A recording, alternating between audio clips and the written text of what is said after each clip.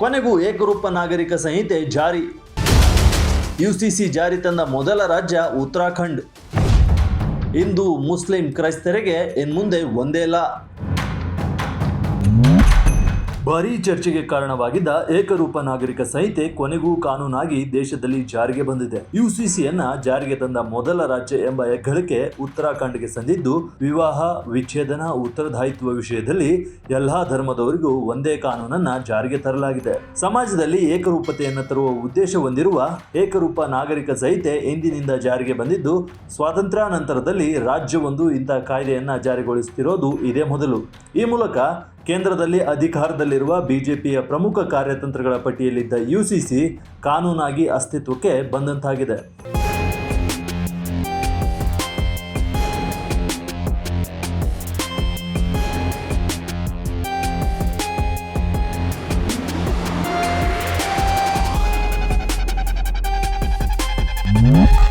ಹೌದು, ಕೇಂದ್ರದ ಆಡಳಿತಾರೂಢ ಬಿಜೆಪಿ ಸರ್ಕಾರದ ಮಹತ್ವಾಕಾಂಕ್ಷಿ ಯೋಜನೆಗಳ ಪೈಕಿ ಏಕರೂಪ ನಾಗರಿಕ ಸಂಹಿತೆ ಕೂಡ ಒಂದು. ಅದು ಈಗ ಬಿಜೆಪಿ ಆಡಳಿತ ಇರುವ ಉತ್ತರಾಖಂಡ್ನಲ್ಲಿ ಜಾರಿಗೆ ಬಂದಿದೆ. ಹೊಸ ಕಾನೂನು ಹೇಗಿರಬೇಕು ಎಂಬುದನ್ನ ಈಗಾಗಲೇ ನಿರ್ಧರಿಸಲಾಗಿದ್ದು, ಅದರ ಜಾರಿ ಬಗ್ಗೆ ರಾಜ್ಯ ಸರ್ಕಾರದ ಅಧಿಕಾರಿಗಳಿಗೆ ತರಬೇತಿಯನ್ನು ಕೂಡ ನೀಡಲಾಗಿದೆ. ಇನ್ನು ಏಕರೂಪ ನಾಗರಿಕ ಸಂಹಿತೆಯಿಂದ ಬುಡಕಟ್ಟು ಸಮುದಾಯವನ್ನ ಹೊರಗಿಡಲಾಗಿದ್ದು, ಮುಸ್ಲಿಂ ವೈಯಕ್ತಿಕ ಕಾನೂನುಗಳಾದ ಹಲಾಲ್, ಇದ್ದತ್, ತಲಾಖ್ ಅನ್ನ ಸಂಪೂರ್ಣವಾಗಿ ನಿಷೇಧಿಸಲಾಗಿದೆ. ಕ್ರಿಮಿನಲ್ ಕಾನೂನು ಮಾತ್ರ ಇಲ್ಲಿಯವರೆಗೂ ಎಲ್ಲಾ ಧರ್ಮದವರಿಗೂ ಒಂದೇ ಇತ್ತು. ಯುಸಿಸಿ ಮೂಲಕ ಸಿವಿಲ್ ಕಾನೂನನ್ನು ಕೂಡ ಉತ್ತರಾಖಂಡ್ನಲ್ಲಿ ಎಲ್ಲರಿಗೂ ಒಂದೇ ಮಾಡಲಾಗಿದೆ. ಮೋದಿ ಯಜ್ಞಕ್ಕೆ ಕೊಡುಗೆಯಿಂದಿರೋ ಪುಷ್ಕರ್ ಧಾಮಿ. ಉತ್ತರಾಖಂಡ್ ಬಳಿಕ ಗುಜರಾತ್, ಅಸ್ಸಾಂನಲ್ಲೂ ಜಾರಿ. ಇನ್ನು ಯುಸಿಸಿ ಜಾರಿ ಕುರಿತು ಪ್ರತಿಕ್ರಿಯೆ ನೀಡಿರುವ ಮುಖ್ಯಮಂತ್ರಿ ಪುಷ್ಕರ್ ಸಿಂಗ್ ಧಾಮಿ, ವಿಕಸಿತ ಭಾರತಕ್ಕಾಗಿ ಪ್ರಧಾನಿ ಮೋದಿ ಮಾಡುತ್ತಿರುವ ಯಜ್ಞಕ್ಕೆ ಕೊಡುಗೆ ರೂಪದಲ್ಲಿ ನಾವು ಸಂಹಿತೆಯನ್ನ ಜಾರಿಗೆ ತರುತ್ತಿದ್ದೇವೆ ಎಂದಿದ್ದಾರೆ.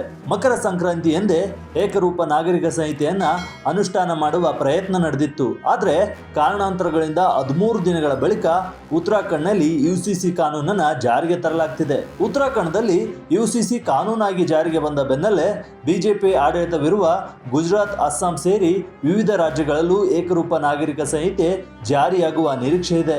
ಇದನ್ನ ಮುಂದೆ ರಾಷ್ಟ್ರ ಮಟ್ಟದಲ್ಲಿಯೂ ಜಾರಿಗೆ ತರುವ ಸಾಧ್ಯತೆ ಕಾಣ್ತಿದೆ. ಉತ್ತರಾಖಂಡ್ನ ಏಕರೂಪ ಸಂಹಿತೆಯಲ್ಲಿ ಏನಿದೆ? ಯುಸಿಸಿಯಲ್ಲಿ ಲಿವ್ ಇನ್ಗೂ ನೋಂದಣಿ ಕಡ್ಡಾಯ.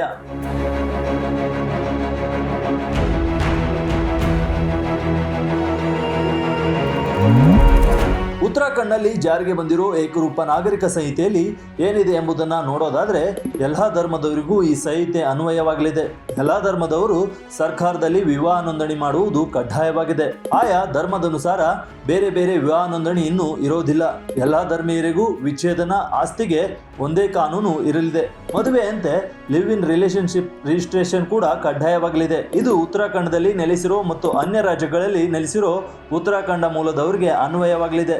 ಇದರಡಿ ಲಿವ್ ಇನ್ ನಲ್ಲಿರುವ ಇಬ್ಬರ ಹೆಸರು, ವಯಸ್ಸಿನ ಸಾಕ್ಷಿ, ದೇಶ, ಧರ್ಮ, ಇಂದಿನ ಸಂಬಂಧ, ಸಂಪರ್ಕ ಸಂಖ್ಯೆ ಕುರಿತ ಮಾಹಿತಿಯನ್ನ ಹಂಚಿಕೊಳ್ಬೇಕು.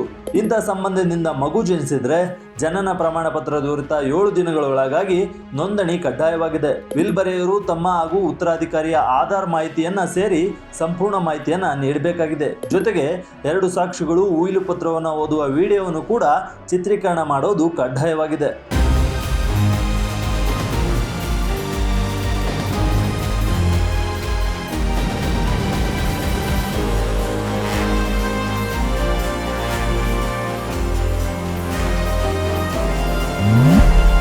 ಇನ್ನು 2022ರ ವಿಧಾನಸಭಾ ಚುನಾವಣೆಯಲ್ಲೇ ಬಿಜೆಪಿಯು ಏಕರೂಪ ನಾಗರಿಕ ಸಂಹಿತೆ ಜಾರಿಗೆ ಸಂಬಂಧಿಸಿ ಚುನಾವಣಾ ಪ್ರಣಾಳಿಕೆಯಲ್ಲಿ ಭರವಸೆಯನ್ನ ನೀಡಿತ್ತು. ರಾಜ್ಯದಲ್ಲಿ 2ನೇ ಬಾರಿಗೆ ಪಕ್ಷ ಅಧಿಕಾರಕ್ಕೆ ಬಂದ ಹಿನ್ನೆಲೆಯಲ್ಲಿ ಈ ಕಾಯ್ದೆಯನ್ನ ಇದೀಗ ಜಾರಿಗೆ ತರಲಾಗಿದೆ. 2022ರಲ್ಲಿ ಪುಷ್ಕರ್ ಸಿಂಗ್ ಧಾಮಿ ಉತ್ತರಾಖಂಡ್ ಸಿಎಂ ಆಗಿ ಅಧಿಕಾರಕ್ಕೆ ಬಂದ ಬೆನ್ನಲ್ಲೇ ಏಕರೂಪ ನಾಗರಿಕ ಸಂಹಿತೆ ಕಾಯ್ದೆ ಜಾರಿಗೆ ಸಂಬಂಧಿಸಿ 5 ತಜ್ಞರ ಸಮಿತಿಯನ್ನ ರಚಿಸಿದ್ರು. ಈ ಸಮಿತಿಯ ನೇತೃತ್ವವನ್ನ ನಿವೃತ್ತ ನ್ಯಾಯಮೂರ್ತಿ ರಂಜನ್ ಪ್ರಕಾಶ್ ದೇಸಾಯಿ ವಹಿಸಿದ್ರು. ಕರಡು ಸಮಿತಿಯು ತನ್ನ ವರದಿಯನ್ನ ಫೆಬ್ರವರಿ 2024ರಲ್ಲಿ ಸರ್ಕಾರಕ್ಕೆ ಸಲ್ಲಿಸಿತ್ತು. ಬಳಿಕ ವಿಧಾನಸಭೆಯಲ್ಲಿ ಪಾಸಾದ ಮಸೂದೆಗೆ ರಾಜ್ಯಪಾಲರು ಒಪ್ಪಿಗೆ ಮುದ್ರೆಯನ್ನ ಒತ್ತಿದ್ರು. ಅದಾದ ಬಳಿಕ ರಾಷ್ಟ್ರಪತಿಗಳಿಂದಲೂ ಮಸೂದೆ ಪಾಸಾಗಿ ಜನವರಿ 27ರಿಂದ ಕಾನೂನಾಗಿ ಜಾರಿಗೆ ಬಂದಿದೆ.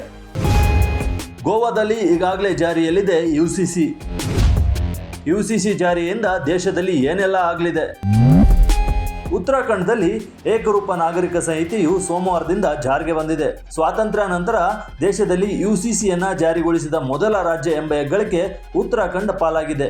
ಆದರೆ ಸ್ವಾತಂತ್ರ್ಯ ಪೂರ್ವದಲ್ಲಿ ಪೋರ್ಚುಗೀಸ್ ಕಾಲದಲ್ಲಿಯೇ ಗೋವಾದಲ್ಲಿ ಯುಸಿಸಿ ಜಾರಿಯಾಗಿತ್ತು. ಪೋರ್ಚುಗೀಸ್ ಸಿವಿಲ್ ಕೋಡ್ 1867ರ ಪ್ರಕಾರ ಜಾರಿಗೊಂಡ ಕಾಯ್ದೆ ಪೋರ್ಚುಗೀಸ್ ಆಳ್ವಿಕೆ ವಿಮೋಚನೆಯ ನಂತರವೂ ಗೋವಾ, ದಮನ್ ಮತ್ತು ದಿಯು ಆಡಳಿತ ಕಾಯ್ದೆ 1962ರ ಸೆಕ್ಷನ್ 5/1 ಮೂಲಕ ಮುಂದುವರೆದಿದೆ. ಈ ಮೊದಲು ಹಿಂದೂಗಳ ವಿವಾಹ ವಿಚ್ಛೇದನ ಹಿಂದೂ ವಿವಾಹ ಕಾಯ್ದೆಯಡಿ ನಡೆದರೆ ಮುಸ್ಲಿಮರದ್ದು ಮುಸ್ಲಿಂ ವೈಯಕ್ತಿಕ ಕಾನೂನುಗಳಡಿ ನಡೆಯುತ್ತಿತ್ತು.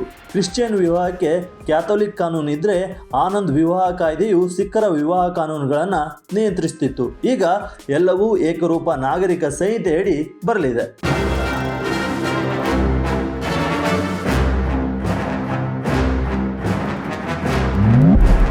ಒಟ್ನಲ್ಲಿ ದೇಶದಲ್ಲಿ ಬಹಳಷ್ಟು ಚರ್ಚೆಗೆ ಕಾರಣವಾಗಿದ್ದ ಯುಸಿಸಿ ಉತ್ತರಾಖಂಡ್ನಲ್ಲಿ ಕೊನೆಗೂ ಜಾರಿಗೆ ಬಂದಿದೆ. ಜಾತ್ಯತೀತ ರಾಷ್ಟ್ರವಾಗಿರುವ ಭಾರತದಲ್ಲಿ ಎಲ್ಲ ಧರ್ಮಗಳು ಒಂದೇ, ದೇಶದ ಕಾನೂನು ಎಲ್ಲರಿಗೂ ಒಂದೇ ಎಂಬ ತತ್ವದಡಿ ಏಕರೂಪ ನಾಗರಿಕ ಸಂಹಿತೆಯನ್ನು ಜಾರಿಗೆ ತರಲಾಗಿದೆ. ಇದನ್ನು ಆಯಾ ಧರ್ಮಗಳು ಯಾವ ರೀತಿ ಸ್ವೀಕರಿಸುತ್ತವೆ ಎಂಬುದನ್ನು ಕಾದು ನೋಡಬೇಕಿದೆ.